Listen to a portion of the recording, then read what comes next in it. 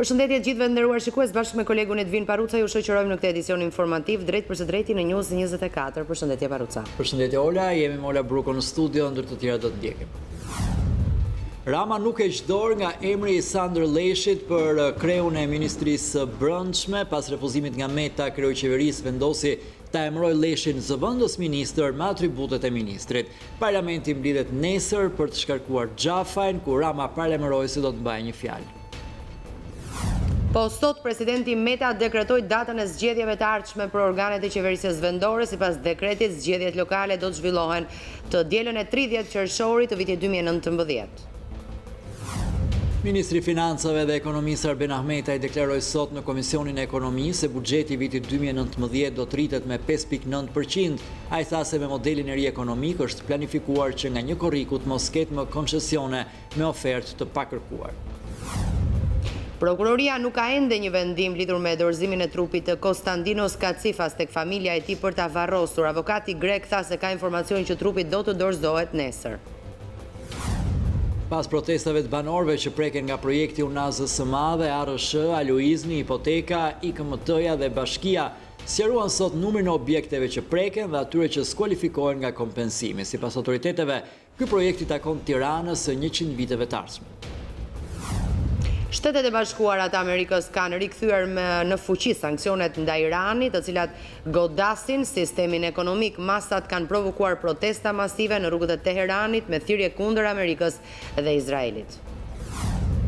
Ka mbritur në kryeqytetin meksikan grupi i parë i emigrantëve nga Honduras dhe Guatemala që prej një muaji kanë ndërmarrë udhëtimin në këmbë drejt Shteteve të Bashkuara. Rreth 450 vetë, mes të cilëve edhe grashtat zëna janë streuar në një stadium në Meksiko.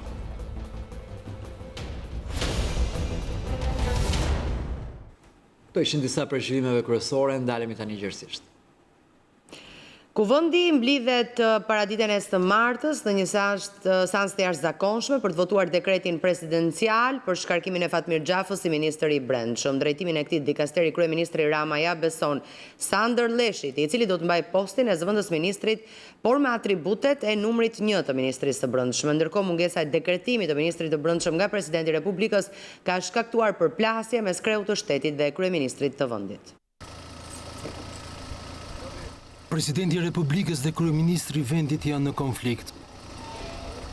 Mungesa e dekretimit të Sandër Leshit nga kreu i shtetit si ministër i brendshëm pas propozimit të shefit ekzekutivit është shkaku i përplasjes. Në mbledhjen e grupit parlamentar socialist, burimet thanë për News24 se kryeministri Rama shprehur se mos dekretimi i Leshit është shkelje e kushtetutës nga ana e presidentit. Mësohet se kryeministri ka thënë se në letrën që presidenti i ka dërguar nuk ka dhënë asnjë arsye për mos dekretimin e Leshit, por është mjaftuar vetëm me tokfjalçin, mungesë e bindjes për kandidaturën. Rama u ka thënë deputetëve se majoranca duhet i dalë zot kësaj situate dhe se nuk bie prej saj, pasi nuk është shkaktuar nga kjo shumicë parlamentare. Kryeministri ka paralajmëruar se në seancën e jashtëzakonshme të së martës, ku do të votohet shkarkimi i Fatmir Xhafait, do t'i krijohet bindja e plot presidentit të Republikës. Dakordësi e plot në grupin parlamentar. Kuvendi do të miratojë nesër dekretin e presidentit për shkarkimin e ish-ministrit të Brendshëm. Sandër Leshi do të marrë drejtimin e Ministrisë së Brendshme si zëvendës ministër, por nuk mbaron me kaq. Për më shumë do t'i drejtohen kuvendit nesër në orën 10:00. Nuk ka munguar reagimi Metës, sipas të cilit informacioni i dhënë nga kryeministria lidhur me takimin ka qenë ezaurues, por nuk munguan as shigjeta thumbuese në adresë të kryeministrit. Presidenti i Republikës bën të qartë se nuk do të lejojë asnjë përpjekje sfiduese ndaj autoritetit të institucionit që përfaqëson, si kryetari i shtetit, komandanti i përgjithshëm i forcave të armatosura dhe kryetari i Këshillit të Sigurisë Kombëtare. Presidenti i Republikës ka shprehur gjithmonë gatishmërinë e tij për t'i dhënë shpjegime në mënyrë transparente dhe të përgjegjshme Kuvendit të Republikës së Shqipërisë për të gjitha çështjet që Kuvendi do të shprehë interes. Presidenti Meta ka bindjen e plotë se koha e drejtimit të shtetit shqiptar me sekretar të parë ka përfunduar një herë për gjithmonë. Për të hedhur më tepër dritë mbi situatën tashmë të tensionuar mes qeverisë së majorancës socialiste dhe presidentit të Republikës, kryetari i Kuvendit Kramos Ruçi u takua me kreun e shtetit, edhe pse njoftimi zyrtar i presidencës theksonte se takimi është zhvilluar mbi çështje të tjera. Meta dhe Ruçi shfrytëzuan rreth 40 minuta takim mbi shkaqjet e mungesës së dekretimit të ministrit të Brendshëm. Pas këtij takimi, kryeparlamentari Ruçi ka pritur në zyrën e tij kreun e grupit parlamentar socialist Auland Balla dhe sekretarin e përgjithshëm të kryeministrisë Angela Gaci, ky i fundit jurist me të cilin Rama këshillohet mbi çështje të mprehta ligjore. Në kushtet kur kryeministri ka vlerësuar se akti i Metës përbën shkelje të kushtetutës, mbetet për të parë se cili do të jetë hapi i radhës i mazhorancës.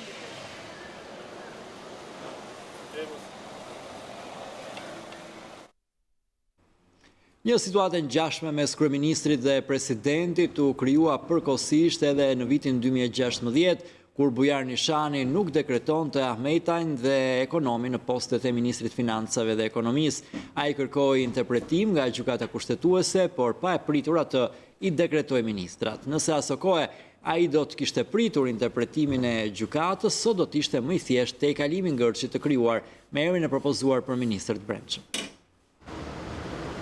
Nëse në vitin 2016 ish presidenti Bujar Nishani do të priste vendimin e gjykatës kushtetuese, së cilës ju drejtua për interpretim të kompetencave të kreut të shtetit, lidhur me dekretimin e dy ministrave, Milva Ekonomi e Arben Ametaj, sot nuk do të ishim në ngërçin e krijuar mes presidencës dhe qeverisë për Sandër Leshin.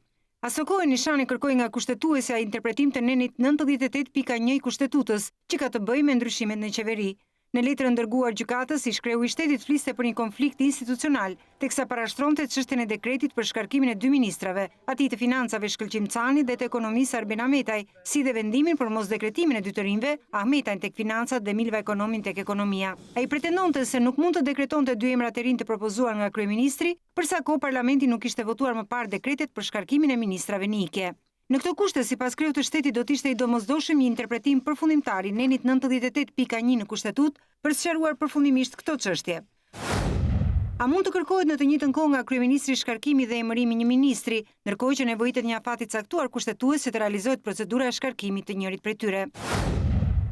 A mundet presidenti i Republikës të emërojë një ministër të propozuar nga kryeministri, ndërkohë që kuvendi nuk i ka dhënë fuqi dekretit të shkarkimit të ministrit paraardhës? Çfarë natyre kanë dekretet e presidentit sa i takon shkarkimit dhe emërimit të ministrave? A quhet i rrëzuar apo i pranuar propozimi i kryeministrit për emërim apo shkarkim ministri, në rast se presidenti nuk dekreton atë brenda afatit shtaditor? Sa kohë që dekreti për emërimin e ministrit është detyrim kushtetues për presidentin, a ekziston mundësia që ky i fundit të kërkojë verifikim të kandidatit të propozuar, nëse ai i plotëson kriteret kushtetuese dhe ligjore, dhe nëse jo, a mund të kërkohet kryeministrit rishikimi i kandidaturës? Gjykata kushtetuese nuk mundi të bënte një interpretim të nenit të shumë diskutuar, për shkak se 2 ditë pas i vuri në lëvizje, Nishani firmosi dekretin e ministrave të propozuar nga Edi Rama, duke zgjidhur po vetë konfliktin institucional. Për këtë arsye, tha një burim nga gjykata kushtetuese, duke qenë se nuk kishte më një ngërç mes institucioneve, presidentit nuk ju dha një përgjigje nga gjykata kushtetuese. Në këtë situatë pyetja që shtrohet është: a veproi Ilir Meta në përputhje me kushtetutën duke mos dekretuar Sandër Leshin? Fjala e fundit do t'i takonte gjykatës kushtetuese, e cila nuk funksionon prej muajsh në Shqipëri, e për këtë arsye, askush do të mund thot me siguri nëse presidenti Meta veproi ose jo në përputhje me kushtetutën. Shqiptarët do t'i drejtohen kutive të votimit të dielën e fundit të qershorit të vitit të ardhshëm. Data 30 qershor 2019 u dekretua nga presidenti i vendit Ilir Meta si data për zhvillimin e zgjedhjeve për organet e qeverisjes vendore. Me këtë dekret, Meta i është përmbajtur kodit zgjedhor që përcakton se zgjedhjet lokale duhet të zhvillohen në një nga 2 të dielat e fundit të qershorit. Caktimi i datës së zgjedhjeve erdhi pas konsultave që kreu i shtetit zhvilloi me krerët e 3 grupeve parlamentare, përkatësisht Taulant Ballën, Edmond Spahon dhe Luan Ramën. Në faqen e presidencës është publikuar dekreti i cili vjen në mbështetje të nenit 92 dhe 93 të kushtetues, si dhe në zbatim të rregullave të parashikuara në kodin zgjedhor të ndryshuar.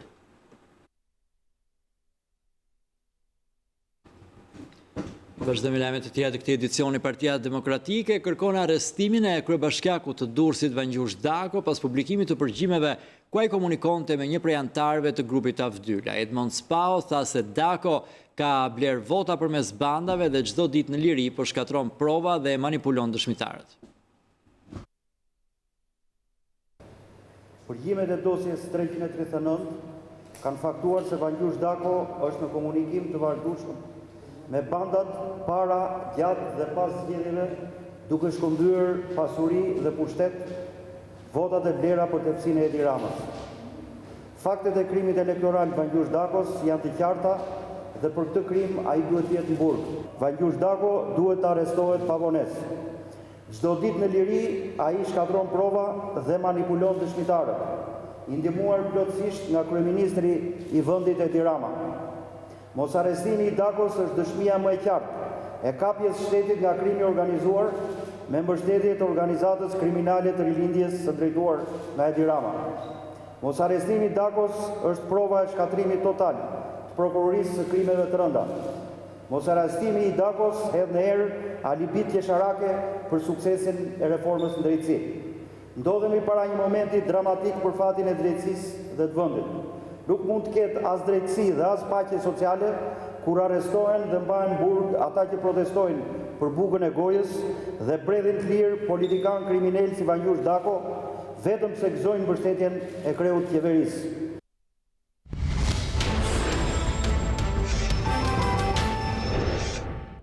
Prokuroria për krime të rënda konfirmoi se ka një kërkesë zyrtare nga familjarët e Konstantinos Kacifas për të tërhequr trupin për të kryer varrimin.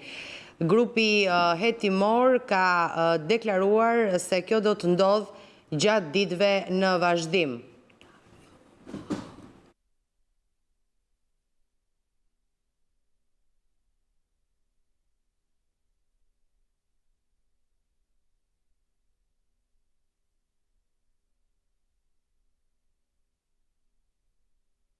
Ndërka që avokati grek i familjes Kacifas tha sot se trupi 35 vjeçarit grek pritet i dorëzohet familjes së tij deri nesër.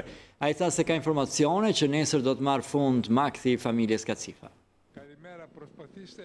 Avokati i familjes Konstantinos Kacifas, 35 vjeçari që u vra në Bularat pasi sulmoi policinë shqiptare, ka deklaruar për mediat greke se trupi i Kacifas do t'i kthehet familjes deri ditën e martë.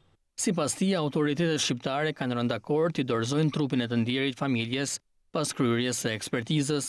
Avokati Eftimios Navridis tha për televizionin grek ANT1 se hetimet nga pala shqiptare kanë përfunduar dhe më shumë mundësi trupi do t'i kthehet familjes për t'i dhënë fund ankthit. Ngjarja ndodhi më 28 tetor në fshatin Bularat të Gjirokastrës, ku përmbaheshin festime për nder të ditës së Greqisë. 35 vjeçari Kacifas, pjesëtar i minoritetit grek, qëlloi me armë në drejtim të policisë dhe nuk i përgjigj thirrjeve për t'u dorëzuar, duke rrezikuar jetën e efektivëve. Ai u qellua për vdekje gjatë kundërpërgjigjes me armë të forcave speciale. Vdekja e Kacifas shkaktoi tensione mes Greqisë dhe Shqipërisë. Autoritetet greke kërkuan madje pjesëmarrjen në hetime për të zbardhur si ndodhi ngjarja, gjë që nuk u pranua nga autoritetet shqiptare. Të njëjtën një grup nga policia greke mbërriti në Tiranë, ku zhvilloi një takim me drejtorin e përgjithshëm të policisë së shtetit, Ardi Veliu. Gjykata duhet të lehtësojë dënimet për ata që ndihmojnë emigrantët në kalimin e palishëm të kufirit, kështu është shprehur nga Shkodra avokati Anton Kosteri, i cili mori shkas nga arrestimet e fundit të 5 personave që ndihmuan disa emigrantë për të kaluar kufirin me malin e zi.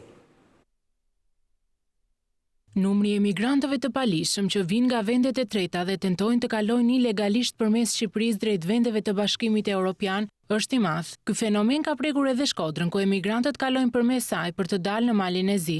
2 ditë më parë, gjykata e shkallës së parë në Shkodër la në burg 3 nga 5 të arrestuarit, të cilët ndihmuan për kalimin e palishëm të kufirit, 11 shteta sirian në itinerarin Greqi-Mali Zi, duke kaluar në disa qytete shqiptare. Kohët e fundit është e vërtetë që ka pasur jashtëzakonisht shumë refugjat, pra me statusin e refugjate që vijnë nga vendet e treta, siç e thatë ju, me destinacion në vendet europiane, dhe problematika që ne hasim është e tillë që personat, shtetasit shqiptar, të cilët i ndihmojnë me çfarëdo lloj forme me anë të transportit, përballen me akuzën për veprën penale të dhëniesnim për kalimin e palishëm kufirit. Avokati Anton Kosteri, që ka në mbrojtje 2 prej të akuzuarve, shprehet se ata nuk kanë lidhje me dhënien e ndihmës, por thjesht i kanë transportuar 6 prej sirianëve nga një qytet në një tjetër, dhe se masa e dhënë nga gjykata për ta është absurde. Kemi dhe rastet e fundit, 3 persona, konkretisht 2 klientë mi, për mendimin tim është absurde dhe paradoksale që të mbahen në burg, thjesht që kanë bërë një transport, bën fjalën nga një stacion në një stacion tjetër. Por asnjëri nga këta persona nuk ka dhënë ndihmë për kalimin e kufirit të gjelbër. Gjykata mund të vendosë një mas më të butë sigurimi, edhe arrest në shtëpi, që përsëri është një mas sigurimi shumë e rëndë, për të garantuar nevojat e sigurimit që ka prokuroria në këtë procedim penal. Grupi të arrestuarve, nga të cilët 2 u liruan me garanci pasurore dhe 2 të tjerë u lanë në arrest me burg, nuk është i vetmi i goditur nga policia dhe prokuroria në Shkodër. Ka edhe grupe apo individë të tjerë që janë ende nën hetim nga prokuroria. Drejtori i Departamentit për Sigurinë në Policinë e Shtetit, Gjovalin Loka, ka bërë publike rezultatet e javës së pas në kuadër të operacionit ndërshkimit të Fordëve i nisur që prej 20 shtatorit. Përmes një deklarate për mediat, Loka u shpresi gjatë javës së kaluar në të gjithë vendin janë arrestuar 54 persona për vepra të ndryshme penale, si dhe janë sekuestruar lëndë narkotike dhe armë.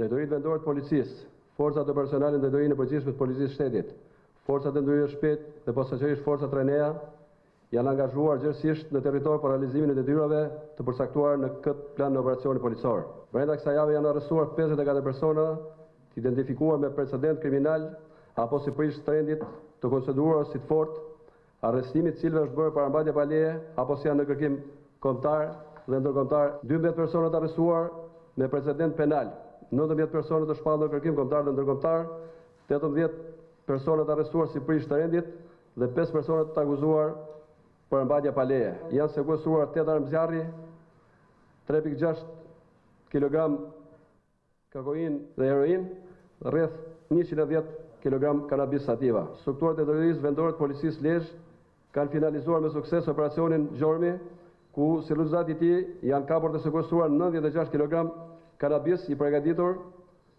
dhe për këtë është prangosur poseduesi i saj Agron Tafaj, 46 vjeç. Shërbimet e stacionit policisë kufitare Morin kanë bërë ndalimin e një shtetas si kosovar nga istoku të shpallur në kërkim ndërkombëtar nga Interpol Vjena, Austri.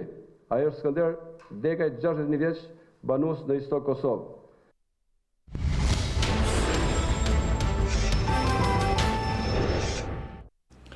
Edhe sot banorët e zonës Astirit në kryeqytet kanë dalë në protest për të kundërshtuar projektin e zgjerimit të unazës së madhe, i cili parashikon prishjen e rreth 300 banesave të subjekteve të biznesit. Shohim se çfarë po deklarojnë ata për mediat. Kjo është e katërta herë. Nuk mund të tallesh me miletin në këtë lloj mënyre. 1 herë, 5 herë. Absolutisht nuk kemi as edhe një fakt që ta faktojmë që jemi prishur. Thjesht që kemi bërë ato tonat që i kemi t'i mbajmë për të pirë me lengë, si i thonë. Cili do jetë qëndrimi juaj? Qëndrimi jonë unë e thash edhe do t'a përsërit prapë, kur të na vrasin neve dhe të na bejnë atë që ata e dinë mirë se çfarë bëjnë, se ja kanë marrë dorën kësaj pune, aere le të bejnë atë që kanë nisur për të bërë. Po pasi të na kenë shkel me kem neve dhe të na kenë edhe Fyroma pasi të ketë dalë, neve lugetër do bëhemi dhe do t'ja uzëm shpirtin. Edhe Fyroma, si kur të ketë dalë, të ketë mbaruar, lugetër do bëhemi dhe do t'i mbysim atje ku e kanë folen. Për sot e neve nuk e lëshojnë.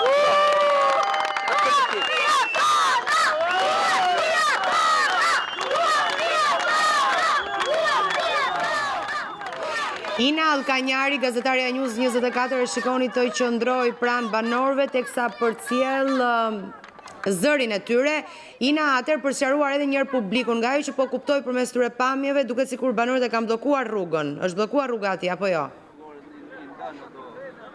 Po, atëherë në zonën e Astirit, qindra banor janë mbledhur dhe kanë bllokuar rrugën, duke paralajmëruar që kjo gjë do vazhdoj gjatë gjithë darkës. Nuk japi një afat se kur do bësh bllokimi i rrugës. Kërkojnë dëmshpërblim për banesat të cilat pritet të prishen me zgjerimin e rrugës. Çfarë lloj banesash janë për ta sqaruar publikun? Ja pra drejtohet nga publiku. Janë, ajo që dim është janë në zonën e Astirit. Çfarë lloj banesash janë? Private, 2 kaçe, 1 kaçe në pallat, si janë këto banesa?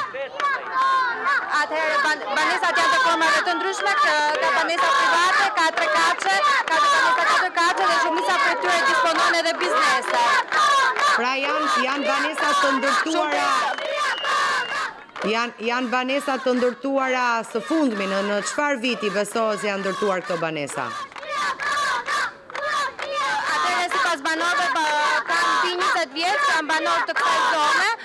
Shumica për tyre thonë që ka 20-25 vjet për një periudhë apo gjatë.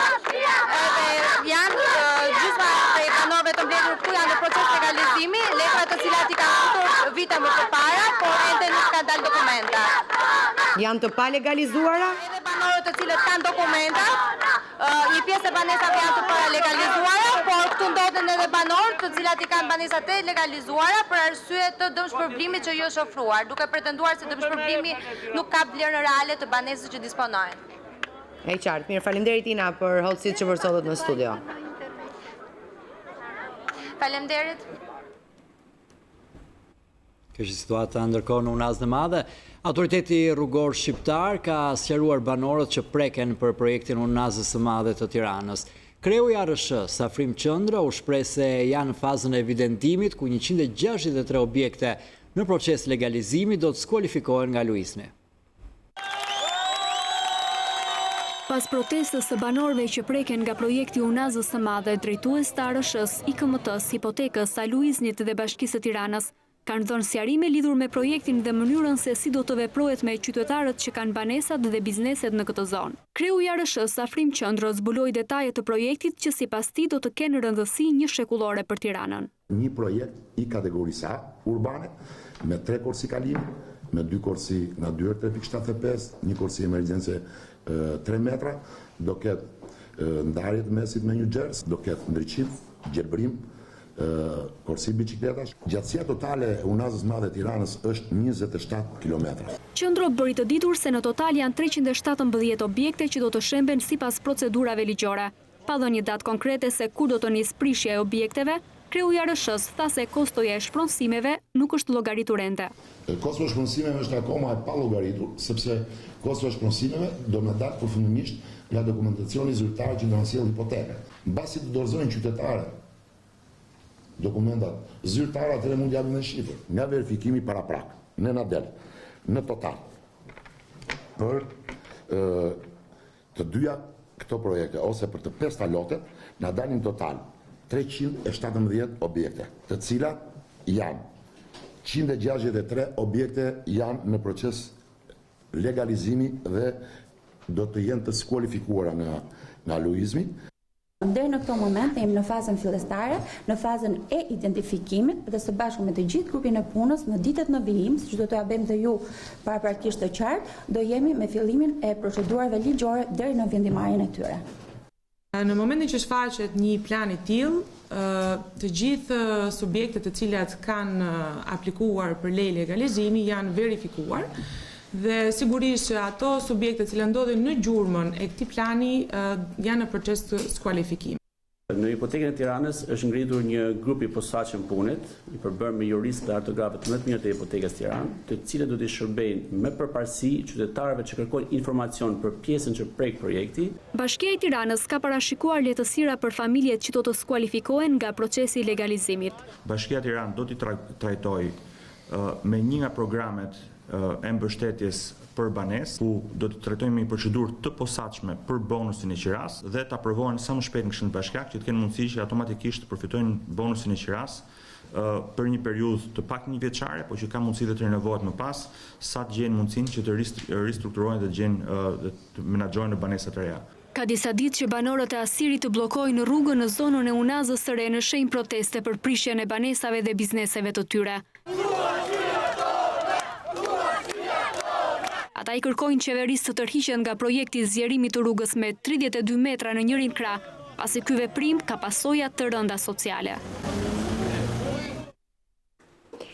Punimet për ndërtimin e aksit rrugor Qukës Qaf-Ploç, i cilësuar si një segment i rëndësishëm që do të lidh kryeqytetin me juglindjen e vendit, por edhe me Greqinë, zvarriten prej 10 vitesh. News24 ka parë nga afër situatën në të cilën ndodhet ky aks, i cili është bërë tepër problematik për banorët e zonave pranë tij, të cilët thonë se janë izoluar totalisht.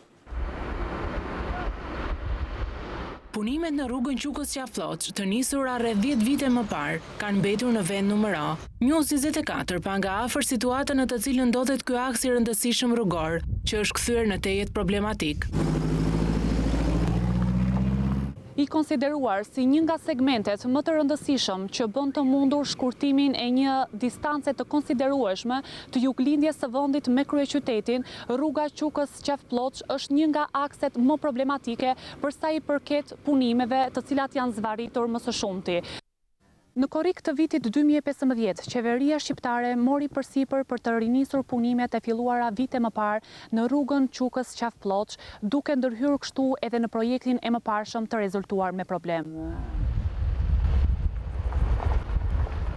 Në gjendjen aktuale, kjo rrugë sjell probleme jo vetëm për udhëtarët që shkojnë drejt juglindjes, por edhe për banorët e fshatrave përreth, të cilët e kanë të pamundur mos përballen çdo ditë me ajrin e ndotur, me prishjen e rrugëve, me mos funksionimin e një jetese normale. Atë ne pas zuri shiu, fugon nuk kalon një. Neve një atë që falenderojmë Zotin që na ka dhënë shëndetin, edhe vim për qarkë. Se po të jetë për shtetit një, edhe për deputetve shkoj një, ha një, për neve jemi të vdekur. Prandaj, asë një nuk pyet për ne. As kjo, se janë ndërrua 3 parti. Për çdo ditë problemet hasim me çdo ditë, po puna rrugës është kryesore njëre pare punës. Sepse ajo është në ndihmë për çdo gjë. Po si rruga, neve qoftë se mos tani që edhe koha e dimër që do vijë, do vështirësohet, ne dhe jemi tepër të izoluar për këtë punë. Edhe nuk mund të dalim dot. Shumë probleme kemi për punë e rrugëve. Mos zona që jemi një aty, mos më keq jemi. E një të murin e t'i në zëvarë, se s'kemi rrugë. Vinë këta të ndojnë, që bëjnë, so që bëjnë njëse, përberë se bëjnë. Rreth 43 km e gjatë, rruga është parashikuar në 3 lote, ku po punohet njëkohësisht, ndërsa vlera e investimit shkon $38 milion. Në lotin e parë ka filluar asfaltimi i rrugës, por rreth 3 km nuk ka filluar akoma.